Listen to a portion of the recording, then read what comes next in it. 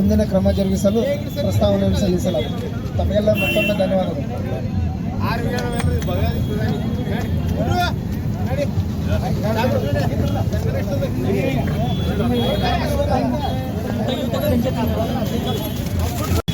ಮತ್ತು ಅಕ್ರಮ ಬಾಂಗ್ಲಾದೇಶಿಯರು ಒಳನುಸುಳಿಕೆ ಆದಂತ ಅವ್ರನ್ನೆಲ್ಲರನ್ನು ಗುರುತಿ ಸರ್ಕಾರ ಅವ್ರನ್ನ ಹೊರಗೆ ಹಾಕಬೇಕಂತ ಹೇಳಿ ಇವತ್ತು ಅಥಣಿಯಲ್ಲಿ ಒಂದು ಸಮಸ್ತ ಭಾರತೀಯರು ಸೇರಿಕೊಂಡು ಒಂದು ಪ್ರತಿಭಟನೆಯನ್ನು ಮಾಡ್ತಾ ಇದ್ವಿ.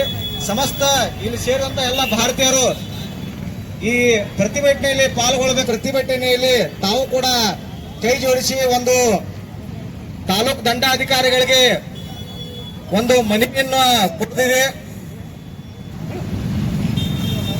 ಹಲ್ಲೆ ಮಾಡಿ ಕೊಲೆ ಮಾಡಿದ್ದಾರೆ. ಬಾಂಗ್ಲಾದೇಶದಲ್ಲಿ ದಲಿತರ ಮೇಲೆ ಹಾಗೂ ಎಲ್ಲರ ಮೇಲೆ, ನಮ್ಮ ಭಾರತೀಯರ ಮೇಲೆ ಏನು ಹಲ್ಲೆ ಆಗ್ತಾ ಇದೆಯಲ್ಲ, ಅದನ್ನ ನಮ್ಮ ಕೇಂದ್ರ ಸರ್ಕಾರ ತನ್ನ ಗಣನೆಗೆ ತೆಗೆದುಕೊಂಡು ಬಾಂಗ್ಲಾದೇಶದಲ್ಲಿ ಇದ್ದಂತ ಎಲ್ಲ ನಮ್ಮ ಭಾರತೀಯರನ್ನು, ನಮ್ಮ ಸರ್ಕಾರ ಅವರನ್ನು ರಕ್ಷಿಸಬೇಕು. ಹಾಗೂ ಬಾಂಗ್ಲಾದೇಶ ಅಷ್ಟೇ ಅಲ್ಲ, ನಮ್ಮ ಭಾರತದಲ್ಲೂ ನಮ್ಮ ಎಲ್ಲ ದಲಿತರ ಮೇಲೆ ಅನ್ಯಾಯ ಆಗುತ್ತಿದೆ. ಮೊನ್ನೆ ಹುಬ್ಳಿಯಲ್ಲಿ ಒಂದು ಪ್ರಕಾರ ನೋಡ್ರಿ, ಹುಬ್ಳಿಯಲ್ಲೂ ಎಷ್ಟೋ ನಿರ್ದಿಷ್ಟವಾಗಿ ಅವ್ರಿಗೆ ಕರುಗ್ನೆ ಇಲ್ಲದೆ ನಮ್ಮ ದಲಿತ ಯುವಕರನ್ನ ಹಲ್ಲೆ ಮಾಡಿದ್ದಾರೆ, ಮರ್ಯಾದೆ ಹತ್ಯೆ ಮಾಡಿದ್ದಾರೆ. ಆದ ಕಾರಣ ಸರ್ಕಾರ ಇದನ್ನ ಸೋಮೋಟೋ ಪ್ರವೇಶಿಸಿ ಬಾಂಗ್ಲಾದೇಶದಲ್ಲಿ ಆಗಲಿ ನಮ್ಮ ಭಾರತದಲ್ಲಿ ಆಗಲಿ ಯಾರೋ ದಲಿತರ ಅಷ್ಟೇ ಅಲ್ಲ, ನಮ್ಮ ಜನಾಂಗಕ್ಕೆ ಏನೋ ಅನ್ಯಾಯ ಆದ್ರೆ ಅವರು ಉಗ್ರವಾದ ತನ್ನ ಕಠಿಣವಾದ ಹಿಂದೂಗಳ ಮೇಲೆ ಇಲ್ಲ, ಎಲ್ಲಾ ಜನಾಂಗ, ಹಿಂದೂ ಅಷ್ಟೇ ಅಲ್ಲ, ನಮ್ಮ ಜನಾಂಗದ ಮೇಲೆ ಏನ್ ಅನ್ಯಾಯ ಇದ್ರೆ ಸರ್ಕಾರ ಕಠಿಣವಾದ ಒಂದು ಕಾನೂನನ್ನು ಮಾಡಬೇಕ. ಯಾಕಂದ್ರೆ ಇದು ಪದೇ ಪದೇ ಪದೇ ಪದೇ ನಡೀತಾ ಇದೆ. ನಮ್ಮ ಇದೇ ಮೊದಲೇನಲ್ಲ, ಅಲ್ಲಿ ಹಿಂದೂಗಳ ಸಂಖ್ಯೆ ಅದು ಆಕ್ಚುಲಿ ನಾವು ನೆನಪಿಡಬೇಕಾದದ್ದು ಏನಂದ್ರೆ, ಅದಕ್ಕೆ ಸ್ವಾತಂತ್ರ್ಯ ಸಿಕ್ಕಿದ್ದೆ ನಮ್ಮಿಂದ. ರಷ್ಯಾದವರು ಸಹಿತ ಮೊನ್ನೆ ಅವರಿಗೆ ಕಿವಿಮಾತನ್ನ ಹೇಳ್ಯಾರ, ಭಾರತ ಇರಲಿಲ್ಲ ಅಂದ್ರೆ ನಿಮ್ದೊಂದು ರಾಷ್ಟ್ರ ನಿರ್ಮಾಣ ಆಗ್ಲಿಕ್ಕೆ ಸಾಧ್ಯತೆ ಇಲ್ಲ.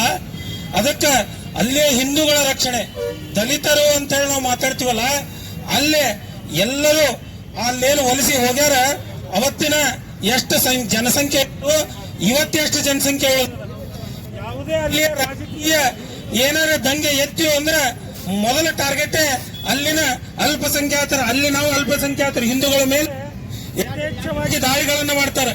ದೀಪದಾಸ್ ಅವರ ಈಗ ಮಾಜಿ ಅಧ್ಯಕ್ಷರಾದಂತ ಸೈನಿಕರ ಸಂಘದ ಮಕ್ತುಮ್ ಅವರು ತಮ್ಮ ಒಂದು ಎರಡು ಅನಿಸಿಕೆಗಳನ್ನ ಹೇಳಬೇಕಂತ ಅವ್ರಿಗೆ ಕೇಳಬೇಕು.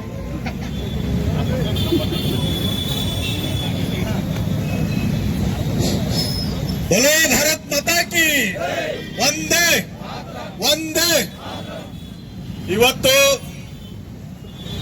ನಮ್ಮ ದೇಶದಲ್ಲಿ ನುಸುಳುಕೋರರ ಸಂಖ್ಯೆ ಹೆಚ್ಚಾಗ್ತಾ ಇದೆ. ಇವತ್ತು ಮೊನ್ನೆ ಈಗ ದೀಪದಾಸ್ ಬಂಗಾಲದಲ್ಲಿ, ಬಾಂಗ್ಲಾದೇಶದಲ್ಲಿ ಅವನ ಮೇಲೆ ಆದಂತ ಕ್ರೂರವಾದ ಒಂದು ಅತ್ಯಾಚಾರ, ಅದು ನಿಮಗೆ ಗೊತ್ತು. ನಮ್ಮ ದೇಶ 1947ರಾಗ ಏನ ಬಾಂಗ್ಲಾದೇಶ ಮತ್ತು ಪಾಕಿಸ್ತಾನ ಹೊಡೆದುಕೊಟ್ರಲ್ಲ, ಅಲ್ಲಿ ನಮ್ಮ ಹಿಂದೂ ಸಂಖ್ಯೆ ಇತ್ತು ಸುಮಾರು 30% ಸಹೋದರನನ್ನ ನಮ್ಮ ಈಗ ಬಾಂಗ್ಲಾದೇಶದ ಕೆಲವೊಂದು ಕಿಡಿಗೇಡಿಗಳು ಅವನನ್ನ ಜೀವಂತ ದಹನ ಮಾಡಿದ್ದಾರೆ. ಅದಕ್ಕೆ ಈ ರೀತಿ ಆಗದಂತೆ ನಾವು ಮುನ್ನೆಚ್ಚರಿಕೆಯಿಂದ ಕರ್ನಾಟಕದಲ್ಲಿ ಕೂಡ ಈ ಬಾಂಗ್ಲಾದೇಶದ ವಲಸಿಗರನ್ನು ಹೊರಗೆ ಹಾಕಬೇಕಂತ ಕರ್ನಾಟಕ ಈ ಸರ್ಕಾರಕ್ಕೆ ನಾವು ಆಗ್ರಹಿಸುತ್ತೇವೆ. ಹಾಗೂ ಈ ಆದ ಒಂದು ಸಾವಿನ ಬಗ್ಗೆ ನಾವು ಪ್ರತಿಭಟಿಸುತ್ತೇವೆ ಅಂತ ಹೇಳಿ ನಾನು ಮಾತು. ಇವತ್ತಿನ ಈ ಹೋರಾಟ ಇದರ ವಿಶೇಷತೆ ಏನಪ್ಪಾ ಅಂತಂದ್ರೆ, ಇದು ಭಾರತದಲ್ಲಿ ಆಗತಕ್ಕಂಥ ಏನು ಘಟನೆ ವಿರುದ್ಧ ಅಲ್ಲ, ಇದು ನಮ್ಮ ನೆರೆ ರಾಷ್ಟ್ರ ಆದಂತಹ ಬಾಂಗ್ಲಾದೇಶದಲ್ಲಿ ಇತ್ತೀಚಿನ ದಿನಗಳಲ್ಲಿ ಏನು ಅಲ್ಲಿಯ ಅಲ್ಪಸಂಖ್ಯಾತರ ವಿರುದ್ಧ ಏನು ಘಟನೆಗಳು ನಡೆದಾವೆ. ಇವತ್ತು ನೀವು ನ್ಯೂಸ್ ಪೇಪರ್ ನೋಡಿದ್ರಂತಂದ್ರೆ ಕಳೆದ ಒಂದು ವಾರದೊಳಗ ಇವತ್ತು 3ನೇ ಹತ್ಯೆ ಆಗೈತೆ ಅನ್ನೋದು ತಿಳಿದು ಬಂದಿದೆ. ಆ ಒಂದು ಹತ್ಯೆ ಮಾಡಬೇಕಾದ್ರೆ, ಜೀವಂತವಾಗಿ ಸುಡಬೇಕಾತಂತಂದ್ರೆ ಅವ್ರು ಕೊಡ್ತಾ ಇರುವ ಘೋಷಣೆಗಳು ಯಾವಪ್ಪ ಅಂತಂದ್ರೆ ಅವೆಲ್ಲ ಧಾರ್ಮಿಕ ಘೋಷಣೆಗಳು ಅದಾವ ಅನ್ನುವಂಥದ್ದು ಸ್ಪಷ್ಟವಾಗಿ ನಾವಿಲ್ಲಿ ಹೇಳ್ಬೇಕಾಕೈತಿ. ನಮ್ಮ ದೇಶ ಒಂದು ಬಿಟ್ರೆ ಇಡೀ ಜಗತ್ತಿನಾಗ ಸೆಕ್ಯುಲರ್ ಅನ್ನೋ ದೇಶ ಉಳ್ದೈತೆ ಯಾವ್ದಪ್ಪ ಅಂತಂದ್ರೆ ನಮ್ಮ ಭಾರತ ದೇಶ ಒಂದ. ಈ ಸೆಕ್ಯುಲರ್ ಅನ್ನೋ ಪದ ನಮ್ಮ ಬಾಬಾ ಸಾಹೇಬ್ ಅಂಬೇಡ್ಕರ್ ಅವರು, ನಮ್ಮ ಭಾರತ ರತ್ನ ಡಾಕ್ಟರ್ ಬಾಬಾ ಸಾಹೇಬ್ ಅಂಬೇಡ್ಕರ್ ಅವರು ನಮ್ಮ ಸಂವಿಧಾನದೊಳಗೆ ಸೇರಿಸಿರ್ಲಿಲ್ಲ. ಯಾಕೆ ಇಂದಿರಾ ಗಾಂಧಿ ಅವರಿಗೆ ಅದು ಸೇರಿಸ್ಬೇಕನ್ನಿಸ್ತು ಅನ್ನೋದು ಇವತ್ತು ಒಂದು ದೊಡ್ಡ ಪ್ರಶ್ನೆ ಆಗಿದೆ. ಈ ಸೆಕ್ಯುಲರ್ ಪದ ಅದರ ಅರ್ಥ ಏನಪ್ಪಾ ಅಂತಂದ್ರೆ ಎಲ್ಲಾ ದೇವರುಗಳನ್ನು ನಾನು ನಂಬ್ತೀನಿ, ನನ್ನ ದೇವ್ರನ್ನು ನಂಬ್ತೀನಿ, ಉಳಿದ ಸಮಾಜದವ್ರ ದೇವರುಗಳನ್ನು ನಾನು ನಂಬ್ತೀನಿ, ಒಂದೇ ದೇವ್ರು ಇಲ್ಲ ಅನ್ನುವಂಥದ್ದು ಒಂದು ಸ್ಪಷ್ಟನೆ ಆ ಸೆಕ್ಯುಲರ್ ಪದದ್ದು. ನಾವಿವತ್ತು ಸ್ಪಷ್ಟವಾಗಿ ನಾವು ತಿಳಿಸೋಣ. ನಾವು ಅಥಣಿ ತಾಲೂಕಿಗೆ ಸೀಮಿತವಾಗಿ ಮಾತಾಡೋದಾದ್ರೆ ಏನು ವಲಸಿಗರು, ಅಕ್ರಮ ವಲಸಿಗರು ಬಾಂಗ್ಲಾದೇಶದಿಂದ ಬಂದಾರ ಅನ್ನುವಂತ ಮಾಹಿತಿ ಏನು ಹರಿದಾಡ್ತಾ ಕತ್ತೈತಿ, ಇವ್ರ ಬಗ್ಗೆ ಕ್ರಮ ವಹಿಸಬೇಕಾದವ್ರು ಯಾರು? ಇದ್ರ ಬಗ್ಗೆ ಕ್ರಮ ವಹಿಸಬೇಕಾದವ್ರು ಯಾರಪ್ಪ ಅಂತಂದ್ರೆ ನಮ್ಮ ತಾಲೂಕಾ ಆಡಳಿತ. ಅವ್ರು ಎದಕ್ಕೆ ಬಂದಾರು? ಯಾಕಂತಂದ್ರೆ ಎಲ್ಲೇ ಒಂದು ಹೋಗ್ಬೇಕಾದ್ರೆ ಇದೇನು ಪ್ರವಾಸಿ ಸ್ಥಳನೂ ಅಲ್ಲ, ಏನೂ ಅಲ್ಲ. ಒಂದು ತಾಲೂಕು ಮಟ್ಟಕ್ಕೆ ಬಾಂಗ್ಲಾದೇಶರು ಇಲ್ಲಿ ಬರ್ತಾರಪ್ಪ ಅಂತಂದ್ರೆ ಅವ್ರ ಮುಂದಿನ ಒಂದು ಏನೋ ಒಂದು ವಿಚಾರ ಇಟ್ಕೊಂಡ ಬಂದಿರ್ತಾರ. ಯಾಕಂತಂದ್ರೆ ಬಹಳ ದೂರದೃಷ್ಟಿ ಇರ್ತಕ್ಕಂತ ಒಂದು ಎರಡು ದೇಶಗಳು ಯಾವಪ್ಪ ಅಂತಂದ್ರೆ ಒಂದು ಪಾಕಿಸ್ತಾನ, ನಾವ ಹುಟ್ಟಿಸಿರ್ತಕ್ಕಂತ ದೇಶ ಯಾವ್ದಾರ ಇತ್ತಂತಂದ್ರೆ ಅದು ಬಾಂಗ್ಲಾದೇಶ ಮಣ್ಣೆ ಹುಟ್ಟಿದ್ದು. ಇವತ್ತು ಅದು ನಮಗ ವಿರುದ್ಧವಾಗಿ ನಿಂದಿರುವಂತ ಒಂದು ಪರಿಸ್ಥಿತಿ ಬಂದೈತಿ. ಯಾಕೆ ಈ ಪರಿಸ್ಥಿತಿ ಬಂದೈತಪ್ಪ ಅಂತಂದ್ರೆ ನಾವೆಲ್ಲರೂ ಸೆಕ್ಯುಲರ್ ಆಗಿ ಉಳಿದಿದೀವಿ ಅನ್ನುವಂತ ಒಂದು ಕಾರಣಕ್ಕೆ ಈ ಒಂದು ಪರಿಸ್ಥಿತಿ ಬಂದೈತಿ. ನಾನಿವತ್ತು ಇಲ್ಲಿರ್ತಕ್ಕಂಥ ಏನು ನಾವು ಸೆಕ್ಯುಲರ್ ಆಗಿ ಉಳಿಬೇಕು ಅನ್ನುವಂತ ಒಂದು ಆಸೆ ಉಳಿದವ್ರಿಗಿತ್ತಪ್ಪ ಅಂತಂದ್ರೆ ನಾನು ನೇರವಾಗಿ ಇಲ್ಲಿಯ ಮುಸ್ಲಿಂ ಸಮುದಾಯಕ್ಕೆ ನಾನು ಒಂದು ಪ್ರಶ್ನೆಯನ್ನು ಕೇಳ್ತೀನಿ. ನೀವು ಚಲೋನ ಉಳಿಬೇಕಂತಿತ್ತಂತಂದ್ರೆ ಈ ಏನು ವಲಸಿಗರತ್ ಏನ್ ಬಂದಾರೋ ಅವ್ರನ್ನ ಒದ್ದು ಓಡಿಸುವಂತ ಕೆಲಸ ಇವತ್ತು ನೀವು ಮಾಡಬೇಕು. ನೀವು ಚಂದ ರಿಲೇಷನ್ಗಳು ಉಳಿಬೇಕಪ್ಪ ಅಂತಂದ್ರೆ ಇವ್ರನ್ನ ಒದ್ದು ಓಡಿಸುವಂತ ಕೆಲಸ, ಇವ್ರನ್ನ ಹಿಡಿದು ಕೊಡುವಂತ ಕೆಲಸ ಸಹಿತ ನೀವೇ ಮಾಡಬೇಕು. ಏನು ಅಂಜುಮನ್ ಕಮಿಟಿ, ನನ್ನ ಎಲ್ಲ ಆತ್ಮೀಯರದಾರದ್ರಾಗ ಅಂಜುಮನ್ ಕಮಿಟಿ ಅವ್ರ ಜವಾಬ್ದಾರಿ ತಗೋಬೇಕು. ಅಥಣಿ ಕ್ಷೇತ್ರದಾಗ, ಅಥಣಿ ತಾಲೂಕದಾಗ ಯಾವ ವಲಸಿಗ ಇಲ್ಲಿ ಬರಬಾರದು, ಬರದೇ ಇರುವ ಹಾಗೆ ನೋಡ್ಕೊಳ್ಳುವಂತ ಜವಾಬ್ದಾರಿ ಕೂಡ ತಮ್ಮದೇ ಆಗಿರುತ್ತೆ ಅನ್ನುವಂತ ಒಂದು ನೇರವಾದ ಒಂದು ಜವಾಬ್ದಾರಿಯನ್ನು ನಾನು ನಿಮಗೆ ಕೊಡ್ತೇನೆ. ಇದರ ಜೊತೆ ನಾವು ಕೇವಲ ವಲಸಿಗರನ್ನ ಅಷ್ಟೇ ನಾವು ಕ್ರಮಕ್ಕೆ ತಗೋಬೇಕಾಗಿದನ ಇಲ್ಲ. ಈ ವಲಸಿಗರು ಬಂದಿರತಕ್ಕಂಥದ್ದು ಅವ್ರಿಗೆ ಯಾರು ಆಶ್ರಯ ಕೊಟ್ಟಾರ, ಆ ಆಶ್ರಯ ಕೊಟ್ಟವ್ರನ್ನ ಮೊದಲು ಒಳಗೋಗಿರಿ. ಯಾಕಂತಂದ್ರೆ ಆ ಆಶ್ರಯ ಕೊಟ್ಟವ್ರ ವಿಚಾರಗಳು ಏನದಾವು, ಅವ್ರು ಯಾರ ಜೋಡಿ ಸಂಪರ್ಕ ಅದಾವ ಅನ್ನೋದು ಸಹಿತ ಇವತ್ತು ನಾವು ಪತ್ತೆ ಹಚ್ಚಬೇಕು. ಮುಂದಾಲೋಚನೆಯನ್ನು ಇಟ್ಟುಕೊಂಡು ನಮ್ಮ ಭದ್ರತೆಯನ್ನ ಕಾಯ್ಪಾಡಿಗೋಸ್ಕರ ಈ ಒಂದು ಜವಾಬ್ದಾರಿಯನ್ನ ನಾವು ವಹಿಸಬೇಕಾಗೈತಿ. ಇದರ ಜೊತೆ ಈಗೇನು ದೇಶದ್ರೋಹಿಗಳ ಕೆಲಸ ನಡೆದಿದೆ, ಪಕ್ಷ ಅಂತ ಮಾತಾಡೋಂಗಿಲ್ಲ, ಆದ್ರೆ ಕೆಲವೊಂದು ರಾಜಕೀಯ ಉದ್ದೇಶಕ್ಕಾಗಿ ದುರುದ್ದೇಶನ ಅನ್ಕೋಬಹುದು. ಕೇವಲ ಮತಗೋಸ್ಕರ ಹೊರಗಿಂದ ಮಂದಿನ ತಂದು ಇಲ್ಲಿ ಮತವನ್ನು ಮಾಡಿಸಿಕೊಟ್ಟು ಏನ್ ಅವ್ರಿಗೆ ಮತದಾನದ ಒಂದು ಇದನ್ನ ಒಂದು ಪ್ರೊವಿಷನ್ ಕೊಟ್ಟ ಇಲೆಕ್ಷನ್ ಉಪಯೋಗ ತಗೊಂಡು ದೇಶದ್ರೋಹದ ಕೆಲಸ ಕೂಡ ಮಾಡುವಂತ ಒಂದು ಕೆಲಸ ನಡೆದಿದೆ. ಅದಕ್ಕೂ ಕೂಡ ನಾವು ತಡೆ ಹಾಕುವಂತ ಕೆಲಸ ನಾವು ಮಾಡಬೇಕು.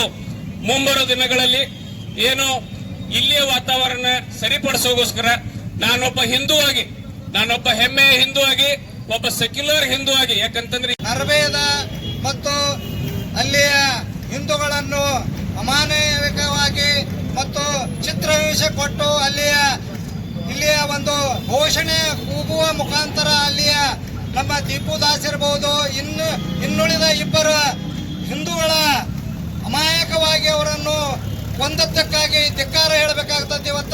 ಇವತ್ತಿನ ದಿವಸ ಅಲ್ಲಿ ಬಾಂಗ್ಲಾದೇಶದಿಂದ ನಮ್ಮ ಭಾರತದಲ್ಲಿ ಅಕ್ರಮವಾಗಿ ಅವರನ್ನು ಬ್ಯಾನ್ ಮಾಡಬೇಕು ಮತ್ತು ಅವರನ್ನು ಪತ್ತೆ ಹಚ್ಚಿ ಅವರನ್ನು ಬಾಂಗ್ಲಾದೇಶಕ್ಕೆ ವಾಪಸ್ ಕಳಿಸಬೇಕಾಗಿ ಇವತ್ತಿನ ದಿವಸ ನಾವೆಲ್ಲರೂ ಅಥಣಿ ತಾಲೂಕಾ ವತಿಯಿಂದ ಅಥಣಿ ದಂಡಾಧಿಕಾರಿಗಳ ಮುಖಾಂತರ ನಾವು ಒಂದು ಮನವಿಯನ್ನು ಕೊಡಲಕ್ಕೆ ನಾವೆಲ್ಲರೂ ಕೂಡಿದ್ದೀವಿ. ಅದಕ್ಕಾಗಿ ಮುಂದಿನ ದಿನಮಾನಗಳಲ್ಲಿ ಈ ಒಂದು ಪಾಕಿಸ್ತಾನ ಇರಬಹುದು, ಬಾಂಗ್ಲಾದೇಶದಿಂದ ನಮ್ಮ ಭಾರತದಲ್ಲಿ ಒಳನುಸುಳಿಕೆ ಆಗಿ ಬಂದ ಇಲ್ಲಿ ಹೀನ ಕೃತ್ಯವನ್ನು ಮಾಡುವಂತ ಎಲ್ಲರನ್ನು ಪತ್ತೆ ಹಚ್ಚಿ ನಮ್ಮ ಇಲ್ಲಿಯ ಸರ್ಕಾರ ಇರಬಹುದು ಅಧಿಕಾರಿಗಳ ಮಟ್ಟದಲ್ಲಿ ಅವರನ್ನು ಪತ್ತೆ ಹಚ್ಚಿ ಅವರನ್ನು ವಾಪಸ್ ಕಳಿಸಿ ನಮ್ಮ ದೇಶ ಜಾತ್ಯತೀತ ಶಾಂತಿಯುತವಾದ ದೇಶ.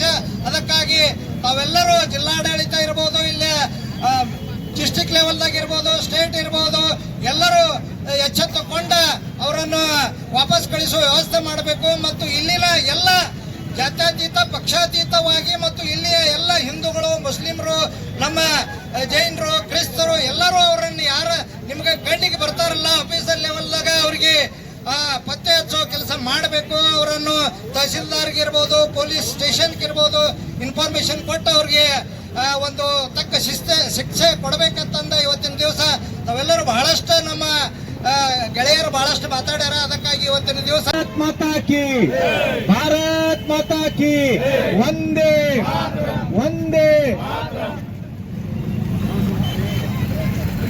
ಎಲ್ಲರೂ ಹೊರದಟ್ಟಿ ಬೇಕಂತ ಹೇಳ್ತೀನಿ. ದೇಶದ್ರೋಹಿ ಬಾಂಗ್ಲಾ ವಿರೋಧಿಗಳನ್ನ, ದೇಶದ್ರೋಹಿ ಬಾಂಗ್ಲಾ ವಲಸಿಗರನ್ನ, ದೇಶದ್ರೋಹಿ ಬಾಂಗ್ಲಾ ವಲಸಿಗರನ್ನ, ದೇಶದ್ರೋಹಿ ಬಾಂಗ್ಲಾ ವಲಸಿಗರನ್ನ. ಭಾರತ್ ಮಾತಾ ಕಿ, ಭಾರತ್ ಮಾತಾ ಕಿ.